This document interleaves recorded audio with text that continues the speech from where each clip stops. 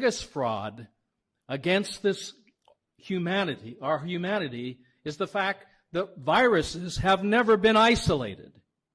None. There is no measles virus.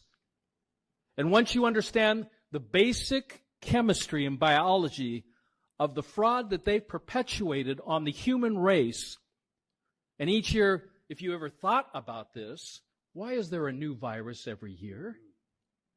With a new name? With a similar types of symptomologies? This all started with the Third Reich. And Dr. Enders and the so-called viruses. I write about this in one of my books. A second thought about viruses, vaccines, and the HIV/AIDS hypothesis. And I'm not alone.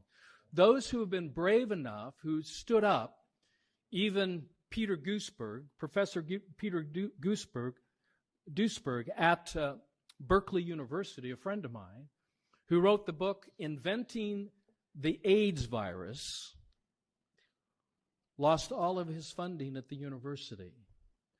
When the Nobel Prize winner for discovering the so-called HIV virus gets exiled to Beijing because he's changing his mind about the existence of a virus. This is how bad things are.